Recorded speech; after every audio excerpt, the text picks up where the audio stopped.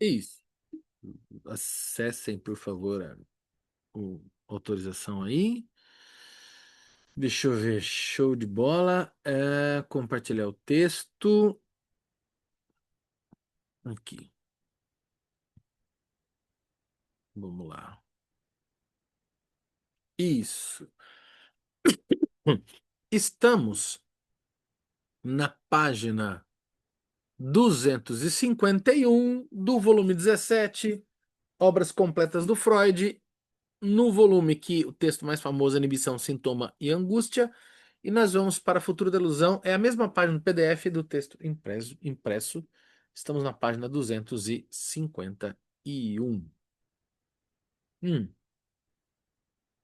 voltar um pouquinho para pegar. ahn, Aqui, né? Ele acabou de falar da moira do destino, né? E quanto mais a natureza se torna independente, quanto mais os deuses dela se retiram, tanto mais seriamente as expectativas se voltam para a terceira função que lhes foi atribuída, tanto mais a esfera moral se torna o seu verdadeiro domínio. Passa a ser tarefa divina compensar os defeitos e prejuízos da civilização, atentar para os sofrimentos que os homens infligem uns aos outros na vida em comum, zelar pelo cumprimento dos preceitos culturais a que os homens obedecem tão mal. As próprias normas culturais são tidas como de origem divina, são elevadas acima da sociedade humana, estendidas para a natureza e o universo. Ele vai mostrar como que você tem uma relação de moralização da divindade, né, dos antepassados ancestrais. Isso vai se sofisticando de modo a se tornar um código de condutas moral da civilização, né? Assim é criado um acervo de concepções nascido da necessidade de fazer suportável o desvalimento humano e construído com o material das lembranças da infância do indivíduo e da raça humana. Vê-se claramente que esse patrimônio protege os seres humanos em duas direções: contra os perigos da natureza e do destino e contra os danos oriundos da própria sociedade humana. Eis o que ele diz em seu conjunto. A vida neste mundo serve a um propósito mais elevado, que certamente não é fácil de descobrir, mas que significa, não há dúvida, um aperfeiçoamento da natureza humana. O objeto dessa elevação e exaltação deve ser o elemento espiritual do homem, a alma, que ao longo do tempo se preparou de maneira tão lenta e relutante do seu corpo. Tudo o que sucede neste mundo é a realização dos propósitos de uma inteligência superior, que, embora por vias e desvios nada fáceis de acompanhar, termina guiando tudo para o bem, ou seja, para o que nos contenta. Cada um de nós é velado por uma providência bondosa, só aparentemente severa, que não permite que nos tornemos joguete de forças naturais poderosas e implacáveis. A própria morte não é aniquilação, retorno à inorgânica ausência de vida, mas sim o começo de uma nova espécie de existência que se acha no caminho para um desenvolvimento superior. E voltando-nos para outra direção, as mesmas leis morais que eh, eh, nossas culturas instituíram também governam todo o universo, com a diferença de que são mantidas por uma instância judicial suprema, de muito maior poder e consistência. Todo o bem encontra, enfim, sua recompensa, todo o mal seu castigo, se não nesta forma da vida, então nas existências posteriores que começam após a morte. Assim, todos os terrores, sofrimentos e durezas da vida estão fadados à extinção.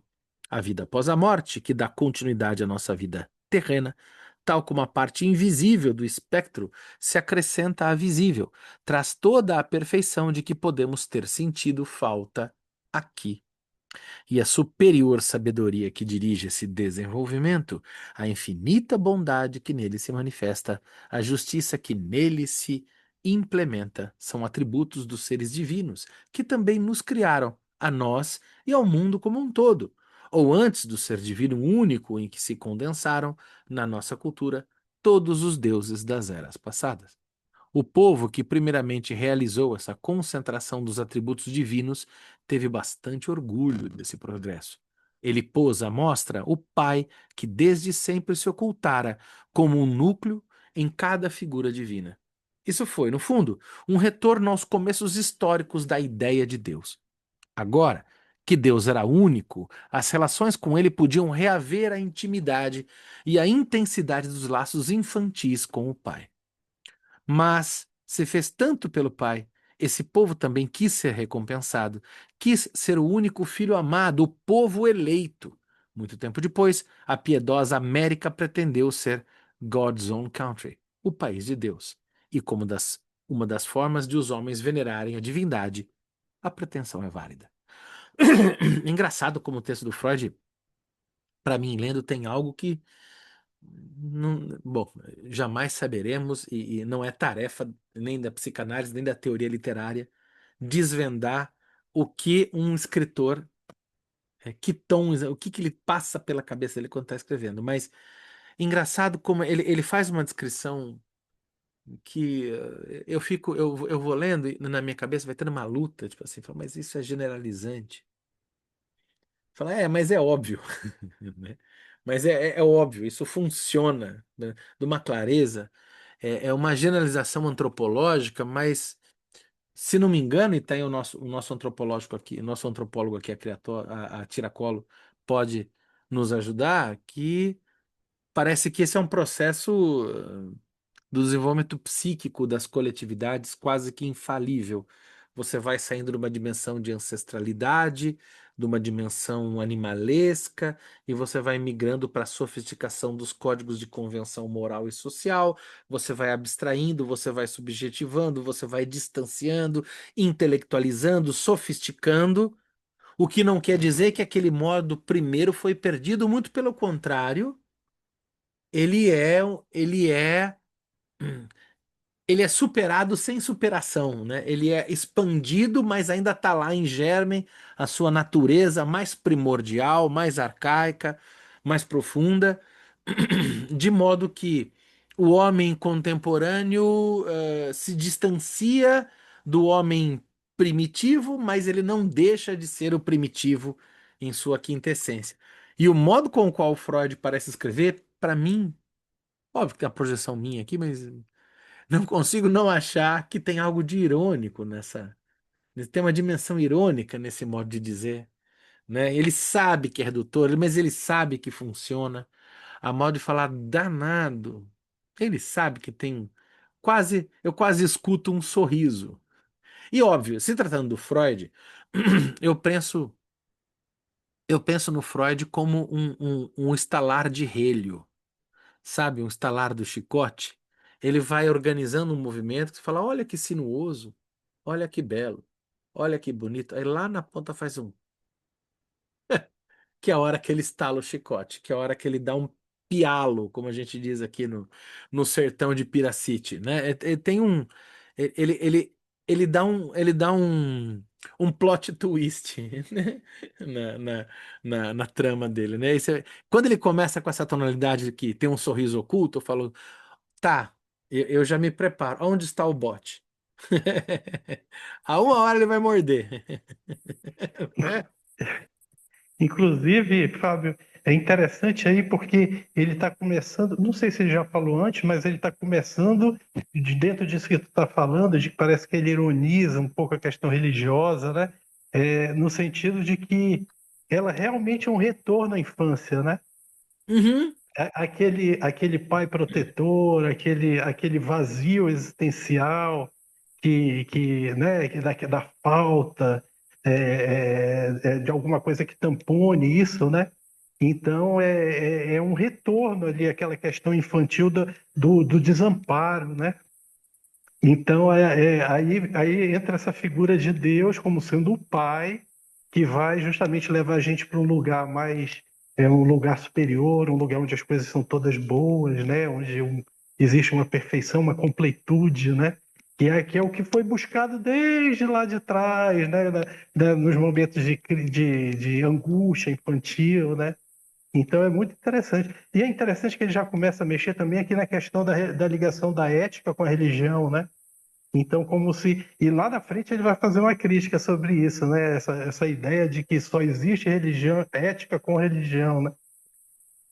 É engraçado que essa descrição paradisíaca, para mim, é, tem algo que essa dimensão irônica, se eu pudesse plasmar em imagem, né? Eu imagino aqueles. E por favor, eu não quero aqui mexer em. Mas enfim, falar de religião, mexer em vespeiro, não tem jeito, né? Então, quem não gostar, não se ofenda, tá? Vamos. É tudo convite, tá? Não tem nada de maldito nisso. É bem dito, né? No sentido de que me parece o panfleto de Testemunho de Jeová, né? Ele vai descrevendo essa dimensão paradisíaca, eu já fico imaginando aquela dimensão, né? Que você tem aqueles folhetos, né? Que tem flores, um tigre, né? Você fala, nossa, um tigre, né? Porra, o tigre é o predador último, né? E tal. E é isso, né? Essa coisa né? Já estamos num sentimento oceânico, né? Já estamos na psicologia das bases anais do eu. É engraçado como esses textos eles se amarram, né? Esses textos sociais. Inclusive, a gente comentou lá no IB, né? No Instituto Bergassi, que semestre que vem vai ter uma disciplina. Já fazer um marketing aqui, né, Benjamin? Que eu e Benjamin a gente está sedento para essa disciplina. Que tem uma disciplina lá que o Fabiano vai trabalhar os textos que a gente trabalhou aqui e outros textos que a gente não trabalhou aqui na disciplina, né? E para quem é membro do Instituto, membro de informação, vá lá, é super legal, a gente recomenda. Mas nem precisa, porque conhece o Fabiano, sabe da competência, da alegria de estar lá no grupo com ele. E também, para quem não é, dá um pulo lá no Instituto Bergassi. Eu acho que ele abre para quem não é só membro, quem vai, de repente, pega o curso individual, né, e faz o curso. Vale super a pena. São leituras assim de 1 hora, super organizadinhas, muito menos caóticas do que esse movimento caótico que eu implemento aqui. Mas assim, é muito legal. O Fabiano tem uma formação em história e antropologia. Além de ser um psicanalista muito interessante e vale muito a pena, tá? Então, né, não tem. É engraçado como a gente vai lendo, a gente vai vendo ecos, né, de Totem Tabu, ecos de Psicologia das Massas, Análise do Eu, fala, nossa, que coisa, mas que esse Freud não é bobo, viu, gente? Não vamos parar de ler Freud, não, porque o moço é bom, viu? Não se inscreve. Aí eu vou fazer. Aí, pra voltar, eu já vou deixar aquela provocação. Olha, gente, com todo amor, viu? Lacan é legal, mas ai, o Freud escreve mais, hein? Vamos, vamos, vamos combinar, hein? Nada pessoal, hein? Ó, te considero muito tio Lacan, mas o Freud, pelo amor de Deus, queria ser ele quando crescer. Bora lá. As concepções religiosas aqui resumidas, olha lá, vamos entrar no estado chicote. Perfizeram naturalmente uma longa evolução, foram adotadas por culturas diversas em fases diversas. Tomei apenas uma dessas fases de evolução, que corresponde a apenas um monte de coisa, é um sacana, que corresponde aproximadamente à forma final assumida em nossa cultura de hoje, branca e cristã. Pá! Já deu uma rasteira no evolucionismo aqui, olha, essa cristandade branca aqui. É fácil notar que nem todas as partes desse todo se harmonizam, que nem todas as questões prementes são respondidas, que apenas com algum esforço a divergência da experiência cotidiana pode ser rechaçada, mas, tal como são essas concepções religiosas no sentido mais amplo, são tidas como o mais precioso patrimônio da cultura, a coisa mais valiosa que ela tem a oferecer aos seus participantes. São bem mais apreciadas que todas as artes para extrair da terra seus tesouros, para prover à humanidade de alimentos, prevenir suas doenças, etc. As pessoas acreditam não poder suportar a vida se não derem a tais concepções o valor que é reivindicado para elas. Cabe então perguntar o que são essas concepções à luz da psicologia, de onde vem sua alta estima e arriscando timidamente qual o seu real valor. Esse real aqui é aquele real que o tio Lacan pira, que o tio Lacan já vem com nós borromeanos, né? Colocando diademas matemáticos e tal. É isso aí. 4. Uma investigação que procede como um monólogo imperturbada não é isenta de perigos. Cede-se facilmente à tentação de afastar pensamentos que buscam interrompê-la, adquirindo-se em troca um sentimento de insegurança que, por fim, pretende-se vencer mediante excessiva resolução. Por isso imaginarei um oponente que segue meus argumentos com desconfiança. Lhe cederei a palavra de quando em quando. Aqui é legal, Fábio, porque ele cria um interlocutor imaginário. Então ele vai como se fosse uma pessoa que estivesse questionando ele e tentando colocar ele na parede, né? Tinha um moço que fazia isso lá na Grécia, um tal de Platão, né? Tinha um moço lá Joia. que ficou escrevendo. Ele ia falar: nome do seu livro, Platão, Conversinhas, ou Dedinho de Prosa. Aí falou: não, Platão, não pode. Então, vamos chamar de diálogos, então, né? Meio isso, né? Um cadinho de prosa. Aí é mais um Platão mais para Minas, né? Um Platão mais mineiro, que vem com pão, com aroma de pão de queijo e tal.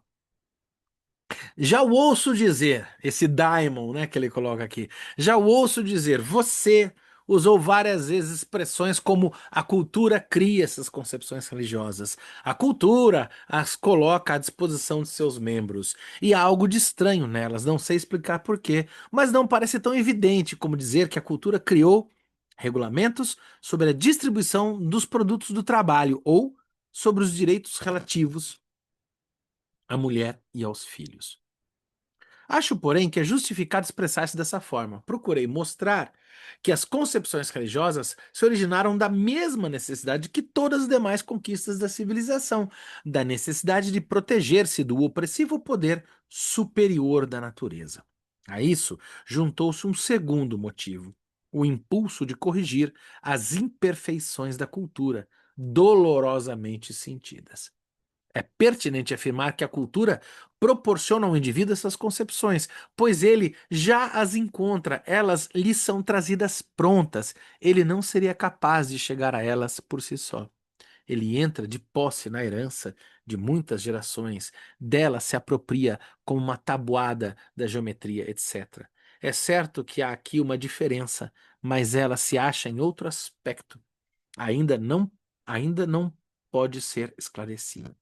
O sentimento de estranheza que você menciona pode se ligar ao fato de que esse patrimônio de concepções religiosas nos é geralmente apresentado como revelação divina. Mas isso mesmo já é parte do sistema religioso.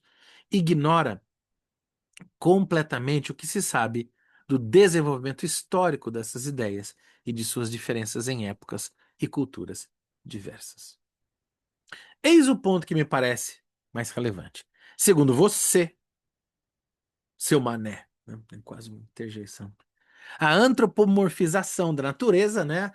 A, a transformação dos elementos da natureza em formas de ser humano, né?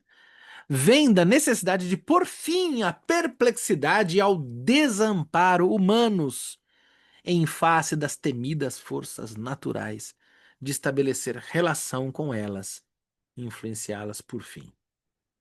Mas tal motivo parece desnecessário. O homem primitivo não tem mesmo escolha. Não tem outro modo de pensar. É natural.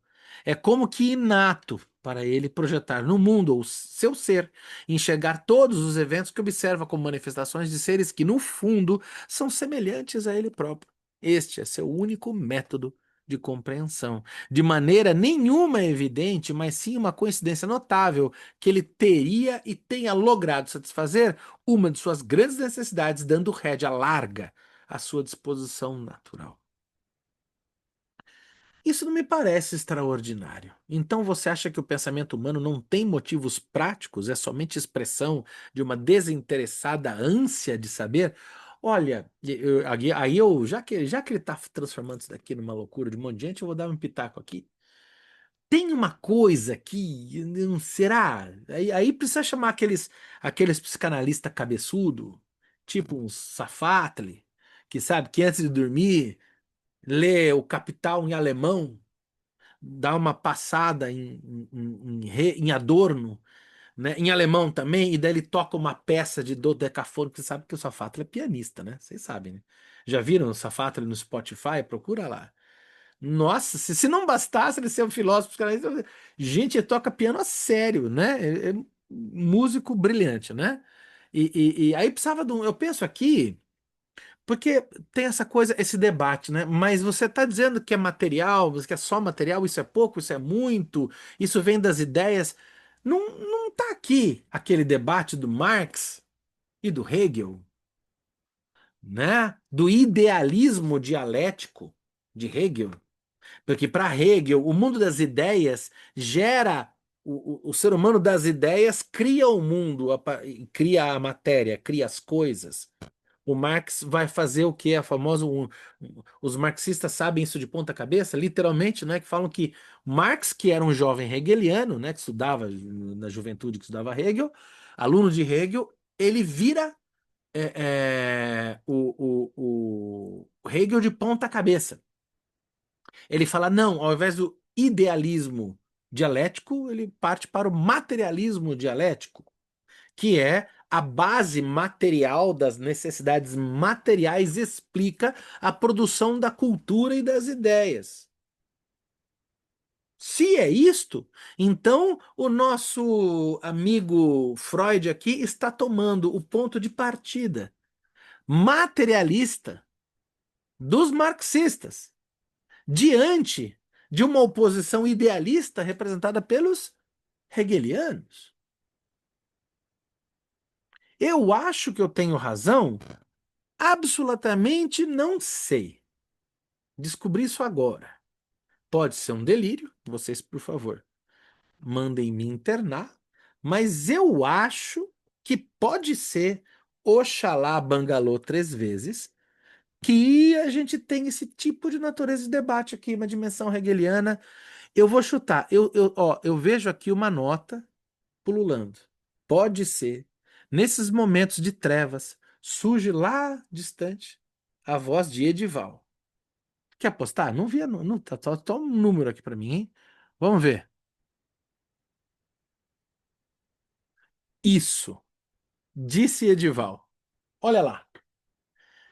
Nos momentos que eu me sinto no grupo aqui mais em crise, eu falo, será? Aí lá da montanha, como um Zaratustra, desce Edival e fala, isso. É quase a Não, mas é presença do Deus. Eu me sinto. Ai, é meu. interessante também que o Marx não descarta só essa questão, ele só aborda a questão material, né? Mas ele vai. E é justamente essa frase, quando ele coloca, né? A religião é o ópio do povo, ele está pensando justamente também nessa dimensão psíquica que ela tem, né? Na formação dos sujeitos, né? E aí a religião com uma forma de dominação, tanto do é, psíquica, mas também material, né? Porque aí a religião vai se justificar, por exemplo, nessa situação de pobreza, vai justificar o seu lugar no mundo, né? E aí quando eu penso nisso, eu penso como esse discurso ainda hoje, né, é presente nesse sentido, né? Como a gente usa muito do argumento religioso para justificar certas posições no mundo social, né?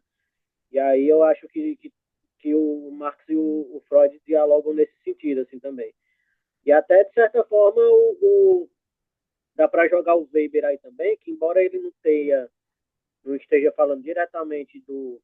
Ele está falando da ética protestante, no caso, né? Mas ele também bota essa questão do espírito, né?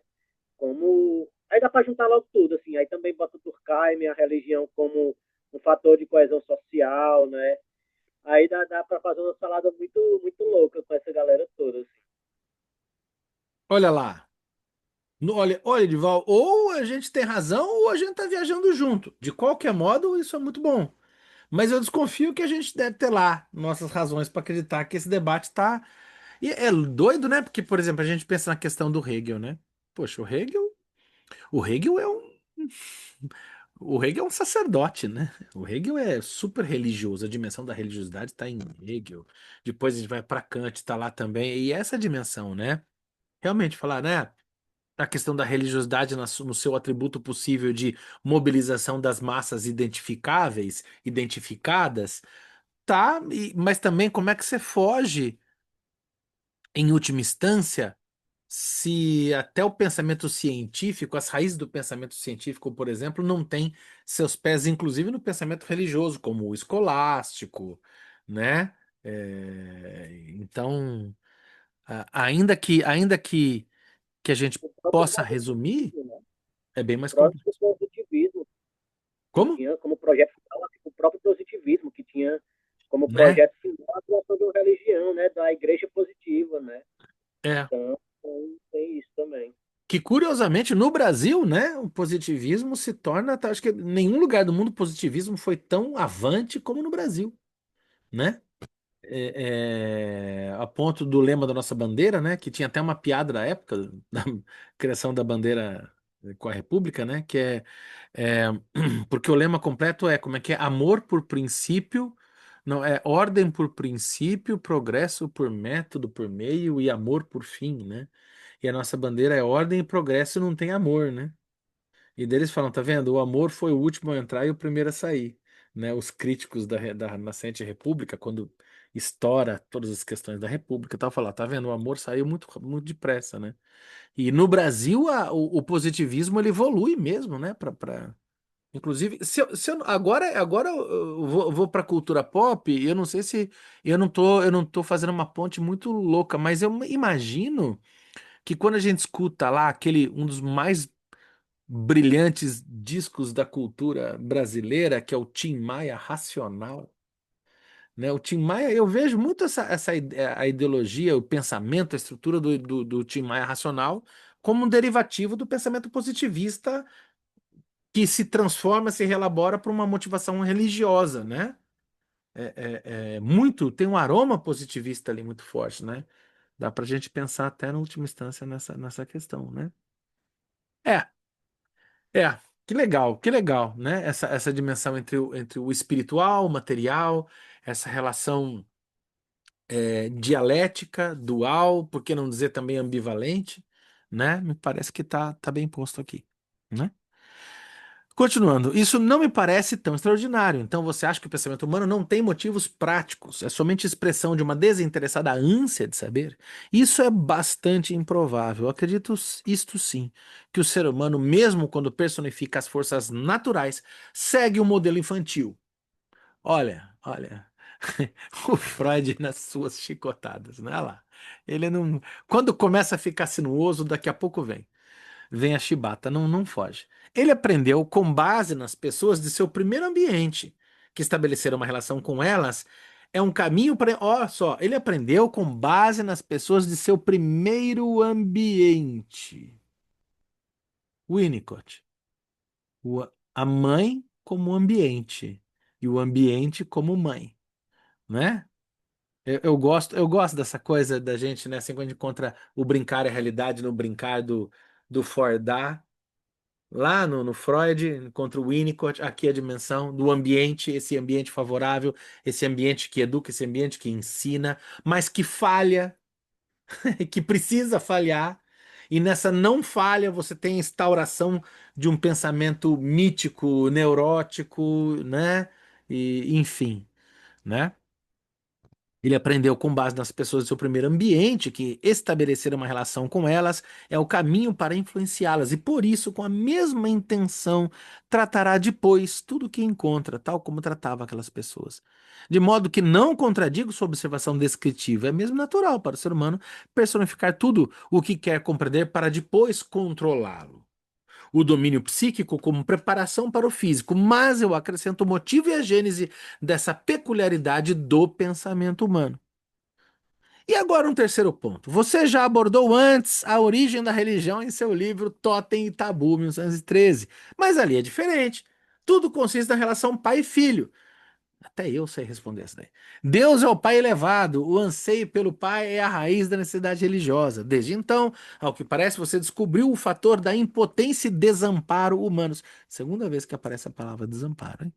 Ao qual é geralmente atribuído o papel principal na formação das religiões, e agora você transpõe para o desamparo, terceira vez. Tudo que antes era complexo paterno. Pode me dar algum esclarecimento sobre essa mudança? De bom grado, tolinho. Eu apenas aguardava estas. Ah, Freud, você não presta. Você frequentava boteco que eu sei. Isso daí é coisa de gente botequeira, com cadinho de cachaça. Não, isso não é coisa de. Ó, tem muito bar nisso daí. Apenas aguardava esta solicitação. Mas será realmente uma mudança? Totem e Tabu não pretendeu explicar a origem das religiões, apenas a do totemismo. Você não estudou direito, seu moleque. Você poderia, a partir de alguma das abordagens que conhece, explicar por que a primeira forma em que a divindade protetora se manifestou ao ser humano foi a de um animal. Por que havia a proibição de matar e devotar esse animal e, ao mesmo tempo, o costume solene de uma vez por ano matar e devorá-lo? É justamente isso que ocorre no totemismo. Não seria muito pertinente discutir se o totemismo deve ou não ser chamado de religião. Olha, Freud derrapando, saindo, dando uma voadora, um mortal escarpado, né? Ele tem estreitas relações com as posteriores religiões de deuses. Os animais totêmicos se tornam os animais sagrados dos deuses. As primeiras e também as mais profundas restrições morais, as proibições de assassinato e de incesto, surgem no âmbito do totemismo, aceitando ou não as conclusões de Totem e Tabu. Você admitirá, espero, vírgula, seu Mané, vírgula, que nele um bom número de fatos dispersos e bastante notáveis é reunido num todo coerente, né? Totem e Tabu está numa espécie de pré-religião, de solo comum. Interessante, ele deixa isso bem claro, né? O Totem Tabu, ele ainda não é a religião, ele influencia na religião e influencia em tudo, né? Parece na formação da cultura de uma forma geral, na relação das pessoas, né? E É. depois vai dar lugar para a formação da religião também, né? Nessa conversa do Freud com esse alter ego alternativo, em que há essa contenta, eu imagino o Freud olhando para ele, baixando uma flâmula do céu e dizendo assim: achou errado, otário, né? Quase o Rogerinho do Ingá respondendo, né?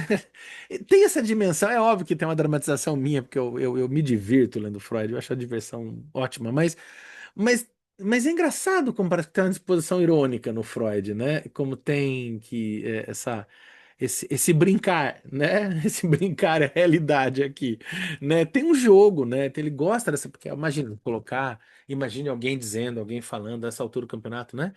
É engraçado.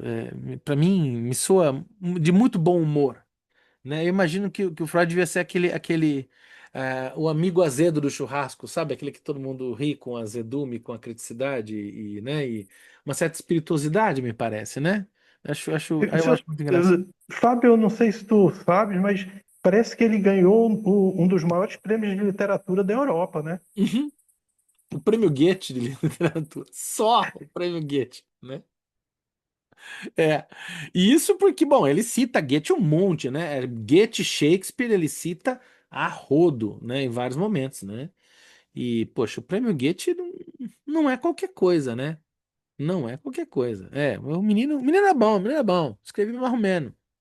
E daí, eu não tô com o livro aqui, eu não, assim, depois eu me lembro de botar no grupo lá e tem um livro muito legal daquela psicanalista Noemi Moritz Kohn, é isso mesmo o nome dela?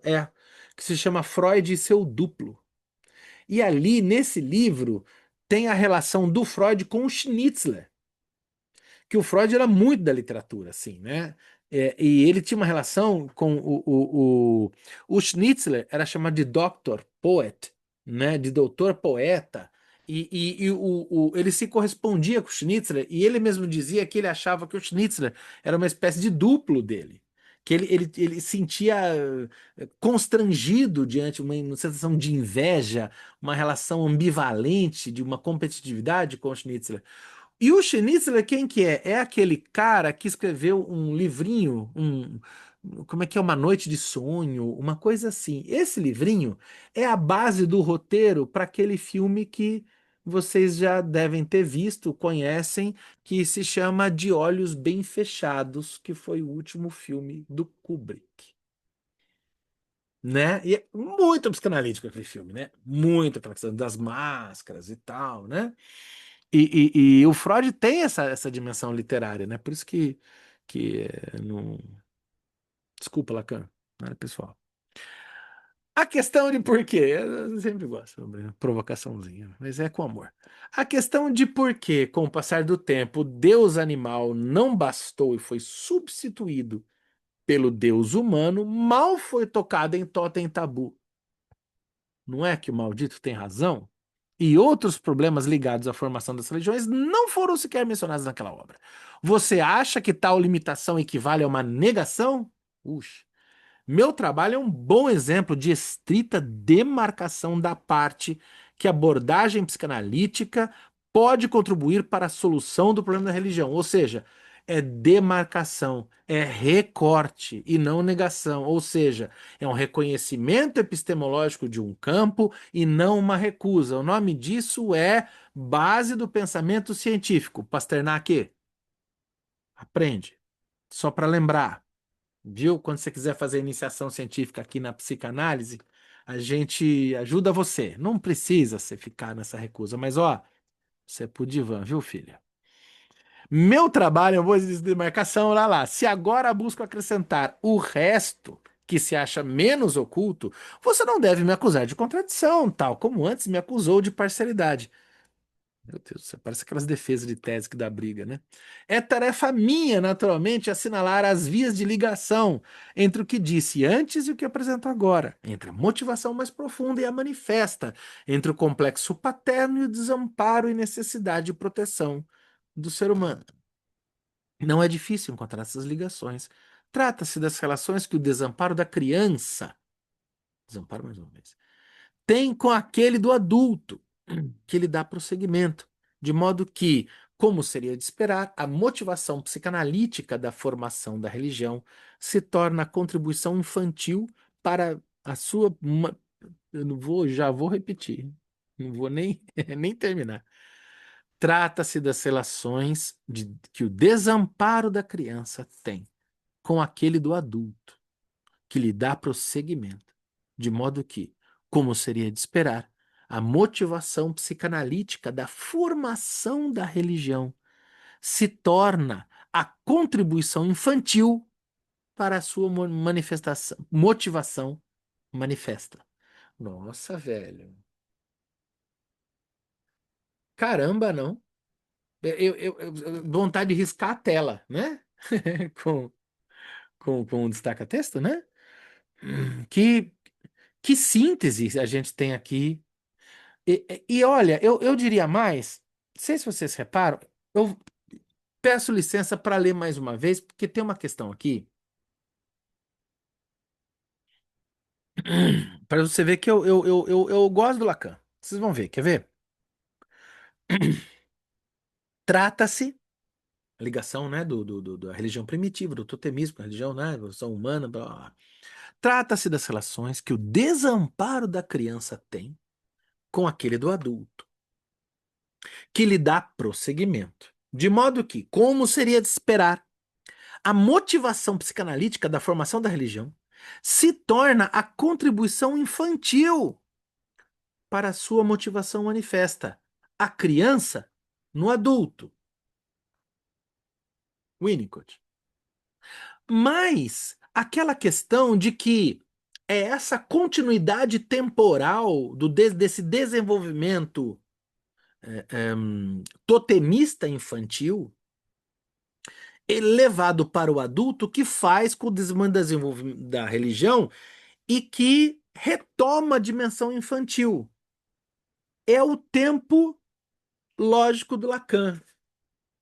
Aquilo acontece no passado, mas para a criança é o desenvolvimento da criança. Mas quando no adulto isso desperta, demarca de trás para frente o tempo do trauma. Não é o evento que é o trauma, mas é a lembrança sobre ele que o reinaugura no passado. Não é? É como se a pessoa não saísse daquela posição infantil. É da posição. Pode até trazer o conceito lá que a gente viu lá com a Thaís da carta roubada, a posição em relação à carta, né? Permanece. Não é? E é legal que o Freud enxugou aqui, deixou num bloquinho. Você fala, nossa, meu querido, mas quanta coisa em três, quatro linhas, não? Né? Tem uma tesezinha aqui dentro, morando aqui dentro, né? Que legal, porque e não é aquela, não se trata de dizer a religião simplesmente é infantil, como quem fala, isso daí é coisa de criança. Não, não.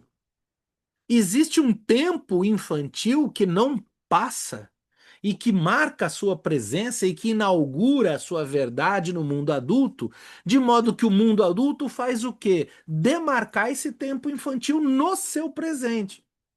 E daí a agoridade da neurose. Por isso a criança no adulto. Daí aquela, não sei se é verdade, mas se não é vero bene trovato, que chegam pro Freud e falam, mas ué, você não atende criança? Ele fala, que engraçado, eu achei que eu só atendesse criança.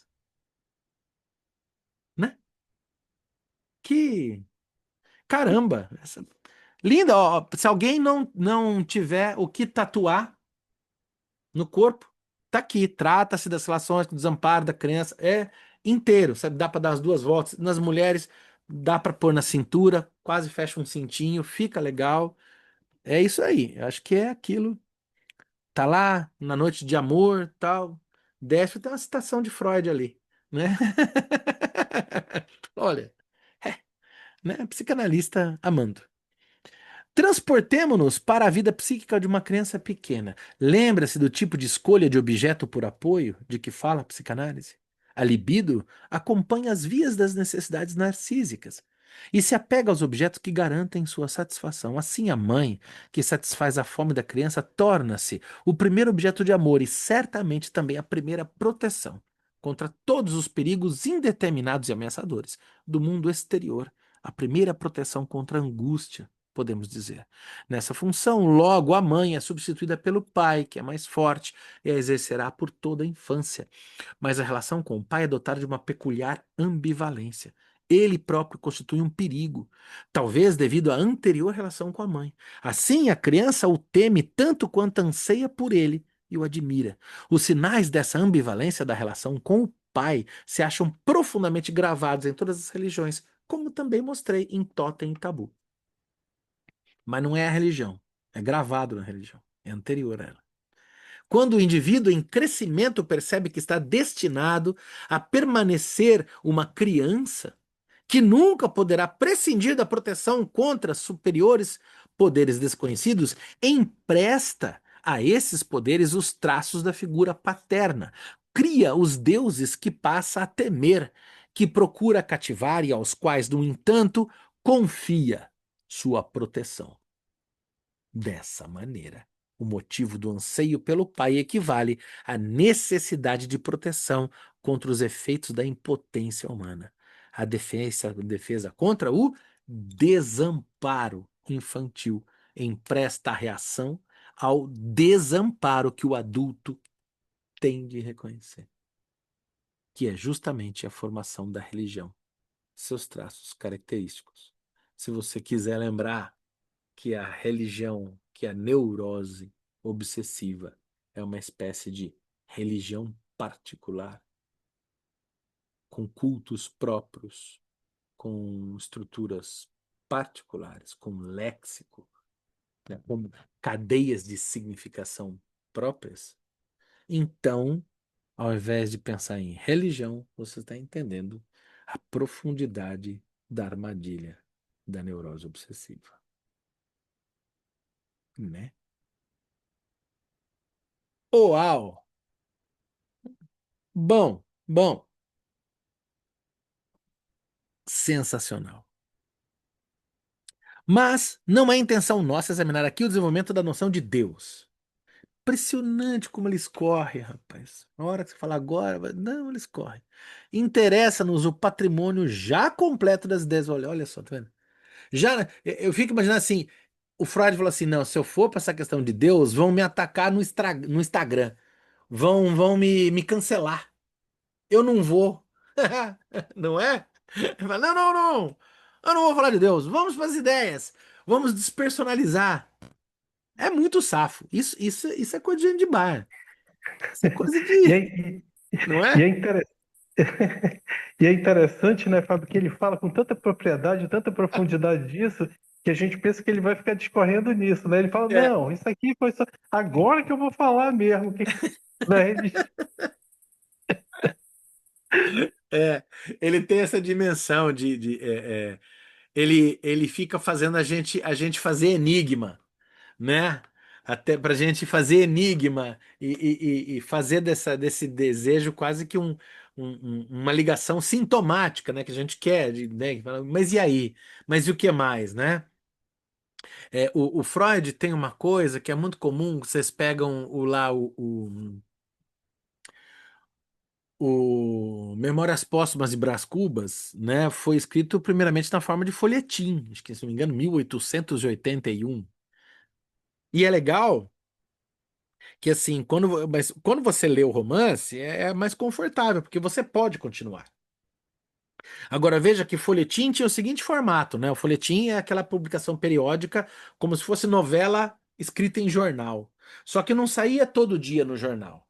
O folhetim era publicado aos domingos. Então você tinha um capítulozinho, você pega lá Memórias Póstumas de Brás Cubas, ele é pequenininho, os capítulos são curtinhos, né? Porque tem que caber no formato do folhetim, né? E o que que ele faz, o Machado? Ele pega e é óbvio, ele termina o capítulo do folhetim, ele termina num gancho de tensão para te fazer querer continuar. Aí tem um capítulo famoso do Memórias Póstumas, que é assim, que é um questionamento, que é o Brás Cubas, tipo assim, hã? Hein? Será? Tô em dúvida. Só que ele não escreve isso. Então você abre o livro, achei assim, tem tracinho, tracinho, interrogação, tracinho, tracinho, tracinho. Mais outra interrogação, exclamação, tracinho, tracinho, exclamação, exclamação. E não tem palavra. Agora imagina o leitor que ficou uma semana toda esperando para o capítulo, e quando chega no capítulo, é um capítulo com sugerindo só expressões faciais, assim, sabe? Sem uma palavra escrita, né? Para você colocar ali, projetar ali todo o seu anseio em forma de palavra. Põe aqui o seu significante, porque eu não dou nada hoje. Sei lá se foi uma saída retórica do Machado. A impressão que eu tenho é que o Freud está fazendo isso constantemente, né? Você vai lendo, aí você acha que ele fala, ele te joga atenção para outro lugar. Literariamente, ele está sempre nesse jogo, né? De não se deixar aprisionar, não é? E é interessante também como o Machado de Assis é genial, né? Nossa Senhora, É. ali, Dom Casmurro ali, acho que tem uns 6 meses que eu li. Eu tinha lido quando era novo, mas eu quis ler de novo. Ah, de adulto é outra coisa. Nossa Senhora, que coisa É. maravilhosa. Depois que eu terminei aquele livro, eu fiquei assim, pô, e agora, cara, o que que eu vou conseguir ler que vai bater isso? São dois grandes leitores de Shakespeare, né? Machado de Assis e Freud, né? São grandes. Aliás, mas sem pestanejar, eu não sou especialista em Machado, nada disso, mas é, é, é, é, Goethe, Shakespeare e Schopenhauer, e pode botar Nietzsche na conta também, mas em especial os três, assim, são a base do Freud e do Machado de Assis, né? E tem uma questão do Dostoiévski, né, que está muito presente no Freud, mas não no Machado, porque são contemporâneos, né? Mas tem uma convergência, né? Muito forte, né? E o Freud adorava o Dostoiévski, né? Tem capítulos aqui da questão do Dostoiévski e tal, né? Interessante como tem, né? Tá aí, para Isso, quem quiser fazer uma. uma tese sobre Machado de Assis e Freud, as pistas estão dadas. É, a cultura transmite ao indivíduo, vamos um pouquinho. 5. Para retomar o fio de nossa investigação, qual é, portanto, o significado psicológico das ideias religiosas e como podemos classificá-las? Não é nada fácil responder imediatamente essa questão. Após haver destacado diversas formulações, ficaremos com esta. As ideias religiosas são ensinamentos enunciados sobre fatos e condições da realidade externa ou interna que dizem algo que a pessoa não descobriu por si e que exigem a crença, como nos informam acerca do que é mais importante e mais interessante na vida. São altamente valorizadas. Quem nada sabe delas é muito insciente. Quem as incorporou ao próprio saber pode se considerar bastante enriquecida. Claro que existem ensinamentos sobre as mais diversas coisas deste mundo. Toda a aula de escola está plena deles. Tomemos a de geografia, né? Nela ouvimos que Constança fica no bom de si. Uma canção estudantil acrescenta: quem não acredita, vá lá e veja. Por acaso estive lá e posso confirmar que a bela cidade fica à margem de uma vasta superfície de água que todos os habitantes do local chamam Bodensi. Agora também estou convencido da justeza dessa afirmação de caráter geográfico, mas recordo-me de outra experiência bastante notável. Eu já era um homem maduro quando estive pela primeira vez na colina da Acrópole de Atenas, em meio às ruínas do templo, tendo a visão do mar azul. Ao meu contentamento mesclou-se uma sensação de espanto que assim se expressava em mim. Então é realmente como aprendemos na escola. E como devia ser fraca e superficial a crença que eu tinha na realidade do que me diziam lá, se hoje fico tão assombrado. Mas não quero enfatizar demais a importância dessa experiência.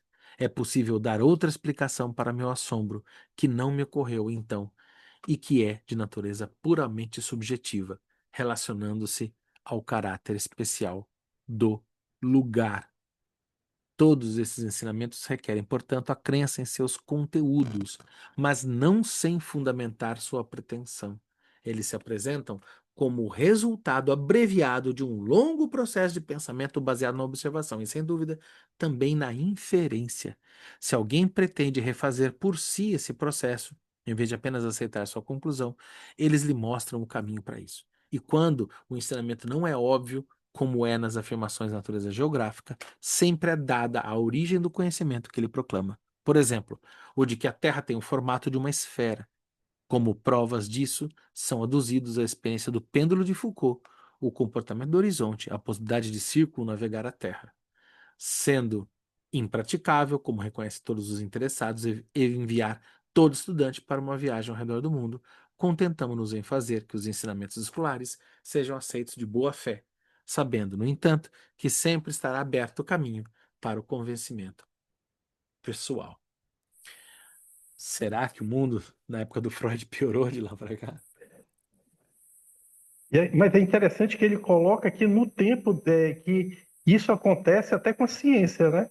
Então, Uhum. quando ele ouviu aquela história do Bondesi, que era uma cidade no meio de um lago, ele não acreditou, até que ele foi lá e viu.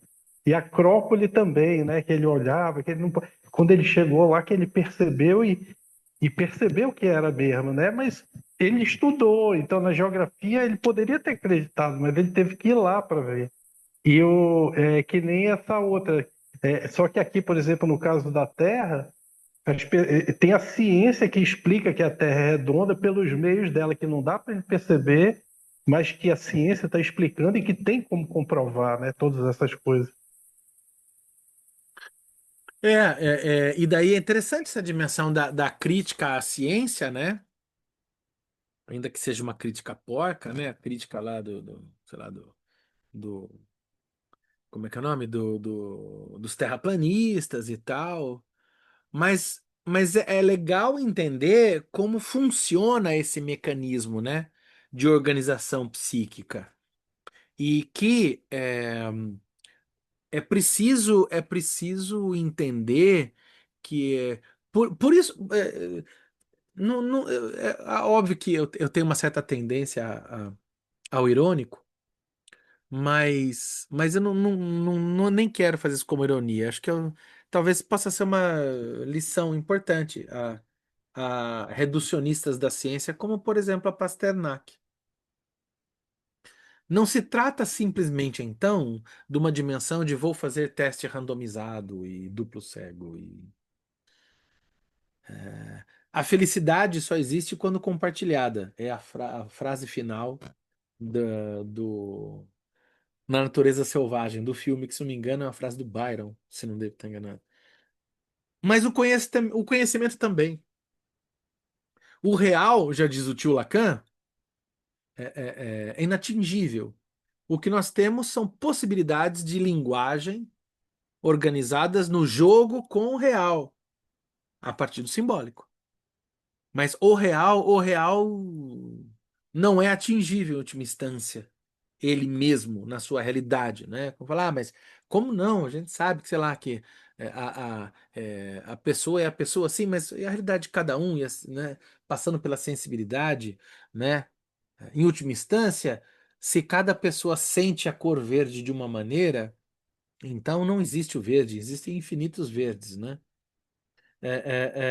Então, assim, é interessante como essa questão esse conceito, quando o Freud fala de boa-fé, é interessante entender que, olha só que legal, como os ensinamentos escolares devem ser aceitos de boa-fé.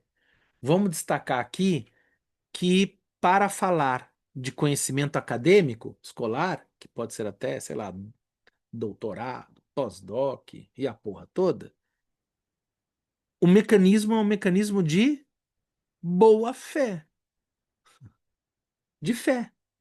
O mecanismo pelo qual se apreende um conceito na escola é um mecanismo tal e qual se experiencia dimensões da fé, da religiosidade. Daí que seria muito simples, né, quando a gente faz, sei lá, críticas aos vendilhões do templo, que óbvio, estão muito em moda. Digo mais, sempre estiveram, né? Nunca saíram de moda, na verdade, né? Seria muito simples falar acaba com a religião, não pode ter religião. Sim. Daí que, daí que seria um problema ético gigantesco pensarmos, por exemplo, num Estado ateu. Por isso que o Estado não deve ser ateu. Ele é laico. Ele não professa religião nenhuma, inclusive para que as pessoas possam ter várias, né? Porque se o Estado fosse ateu, ele se tornaria imediatamente um Estado religioso. Nós cultivamos o não Deus. Nós cultivamos o Deus que não existe. Por isso que conversar com ateu convicto sempre é uma delícia, porque é uma religião, né? No sentido de que não existe. Ah, não sei se não existe. Vamos tentar definir Deus primeiro. Aí a gente vai ficar 8.000 anos para tentar definir o que que é Deus, para daí a gente ver se existe ou não. Porque talvez seja o bóson de Higgs, né? Porque se for o bóson de Higgs, está provado. Tá, acabou. Tá lá. Bóson de Higgs está lá. O que que é Deus? É o buraco negro que tudo suga e tudo cria. Então tá lá também Deus, tá lá fotografaram inclusive. Tem foto, né? E daí aquilo, mas eu não acredito na foto, eu não acredito na imagem da Terra redonda, mas eu não acredito. Bom, então, olha só, você pode sim escolher em que você vai acreditar. Então, a crença do sujeito passa por dimensões, por vínculos sociais, passa pelo afeto. Estamos em Spinoza, né? A razão se constrói também pelo afeto. E esse ser humano racional puro, como um dia emulou o iluminismo, não existe. Né? Ou, né? Como é? Daí aquela dimensão do engraçado dessa apropriação de um culto ao TCC Rastaquera, como a gente vê na Pasternak, no marido dela jornalista no Orsi, né? Dessa coisa, porque ciência é TCC, porque tem teste duplo cego, randomizado, tá bom. Então a gente faz o que com antropologia? Não é ciência, joga fora, porque não tem teste duplo cego, randomizado. O que que a gente faz com a história? Joga fora também, porque afinal, vamos emular a Revolução Francesa. Arranja um rei para nós cortar a cabeça aqui. É assim que a gente faz história. Não é. Né? Então, história não é ciência. Antropologia não é ciência. Sociologia não é ciência. Ah, mas então a gente precisa partir de documentos históricos, de fatos sociológicos, de relatos antropológicos, de relatos de campo. Passa pela narrativa, passa pelo afeto, passa pela experiência humana. Será possível fazer ciência com esse... Em última instância, a filosofia não é uma ciência. Aí a gente vai ter que dizer, não, não é. A ciência que é um tipo de filosofia, a filosofia anterior. Será a filosofia uma espécie de boa-fé, em última instância? Né? Se a gente for pensar nessa dimensão da produção do conhecimento e do modo pelo qual o ser humano produz conhecimento, a gente, em cima de jogar fora, a religião, joga fora. Tá bom, a gente vai jogar fora a água do banho junto com a criança, sem dar conta de entender uma complexidade aí que. Ah, mas vamos simplificar. Tá bom, toda vez que a gente simplifica, a gente aborta alguns delírios aí que podiam ser importantes, né? Uma questão. Se a gente vai falar de psique, né? A nossa área é a área psi, né? Psique, a rigor, é um mito, né? Que inclusive psique se apaixona por Eros, que é o amor, né? Então, vamos jogar fora. Vamos jogar fora a psicologia também, né? Joga fora tudo. Afinal, vamos ficar só com, né? Se matemática é linguagem, ou então joga fora a matemática também, não é? Porque afinal, ela é humana, não é? Matemática não é uma linguagem. Você não escreve uma equação, x pertence a r, tal que x, c, somente c. É uma equação, né? É matemática.